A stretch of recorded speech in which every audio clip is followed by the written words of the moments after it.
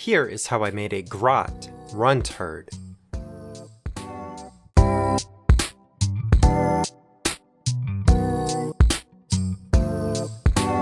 I'm pleased to announce there's some big news. Jamie from Printed Encounter and I have started WeBashSmallBits. WeBashSmallBits.gumroad.com is a website where you can buy bits for bashing. As well as bits, there will be posable Blender files that you can play around with, like this mechanical arm. Look how satisfying the pistons are. So smooth. So pistony.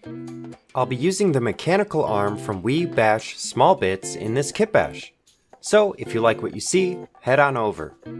There's a community photos page where we will upload your pictures of your Kitbashed minis if you tag us on Instagram, and there's a suggest a bit form that you can fill out.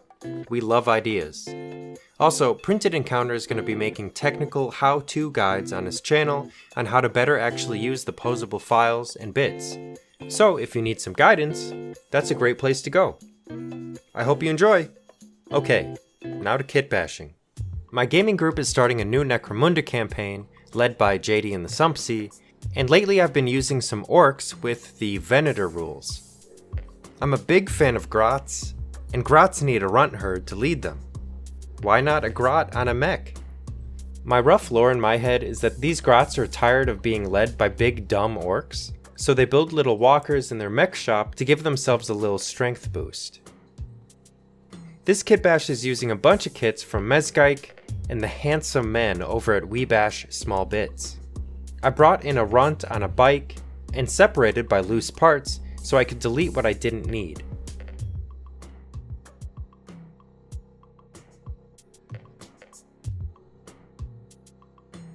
I used a plane and a Boolean difference to cut off the Grot's right arm to make room for his mechanical replacement.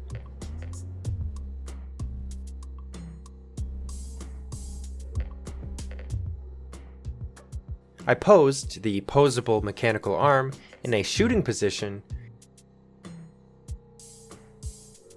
and added the shotgun that I sculpted in Nomad Sculpt.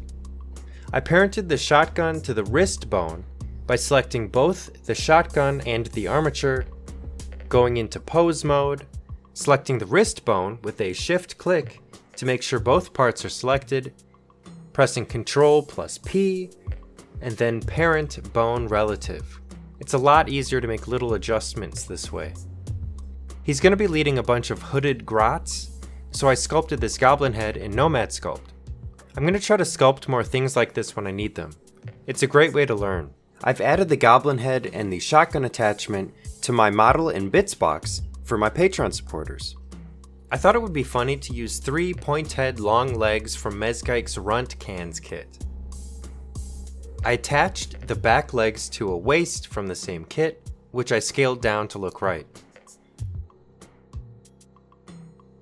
I filled in the waist with a cylinder to avoid having a cavity where it may be difficult to cure the resin print. I did the same with the connection point for the big claw arm. It's better to be safe than sorry. Also, this is the second kitbash in a row with a big claw arm. Huh. I printed everything out in Resi 1 THHR resin, which is tough and flexible. And I like that. I've put a link and discount code in the description.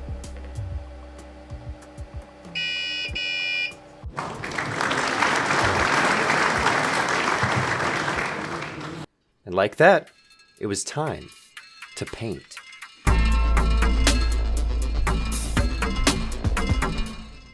I started the paint job off as I always do with a zenithal highlight and an underspray of red ink. Today we're going to try out some new brushes that Monument Hobbies sent me. The Dauntless synthetic brush set. They are synthetic brushes that won't break the bank. I'll let y'all know my thoughts on the new brushes at the end of the video.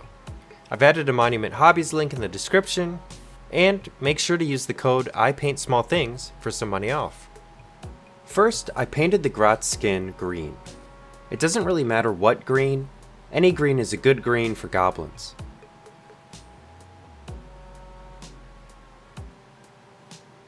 I only highlighted a little on the skin. The grand plan is to do rough base coats and then highlight everything later. I then based the hood in huge miniatures sun orange. Very good.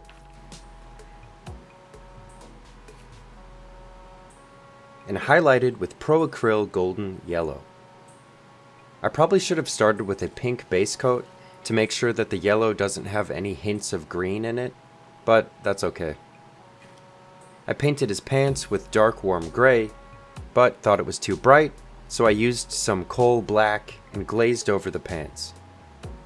His boots were Skeleton Horde contrast paint,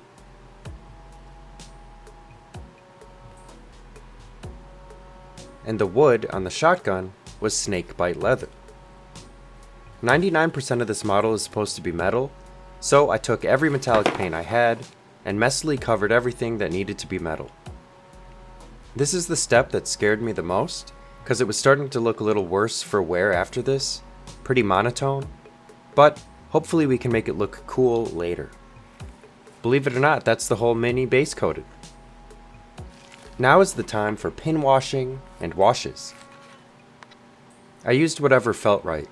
Green wash on the skin, yellow wash on the cuts in his hood, and a brown panel liner or Nuln oil for the metal.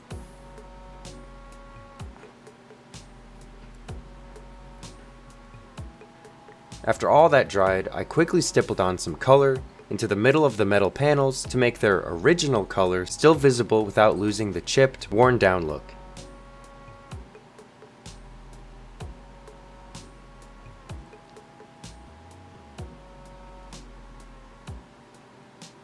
Followed by dirty down weathering effects.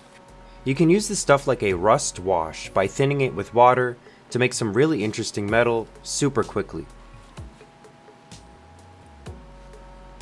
I also stippled on a little Ryza rust to make some really rusty spots. Then I went around the whole mini and highlighted everything by mixing whatever the base coat color was with a little white or off-white. While I highlight, here are some thoughts on the new brushes.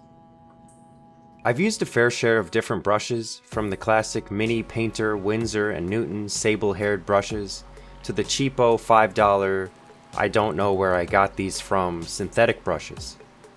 These Dauntless brushes kind of felt like a middle ground between the two. They're also really affordable, which if you're just stepping your foot into painting is a great starting point. I was able to get fine tips and had good control. Like, look how this eye lens went.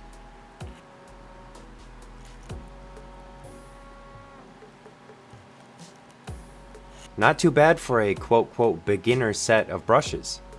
The only noticeable difference was they were more firm than the natural haired brushes I've been using. So if you're gonna rub away mistakes, just be a little more careful so you don't strip the paint below. In this video I used the size 3 for the base coating, the 5 for the metallic paints and the washes, the size 1 for highlighting, and the 0 for the most fine details like the lenses and teeth. How do you think it went compared to my normal paint jobs? Genuinely curious. Alright, that's it. One Grot Runtherd ready to lead his little guys. Once again, if you want to buy and use the mechanical arm I used, please go on over to WeBashSmallBits, and if you ever use it, make sure to tag Printed Encounter or me on Instagram. Thanks again to my Patreon supporters. I greatly appreciate all the support. If you enjoyed, feel free to like and subscribe. Thank you. Alright, bye-bye.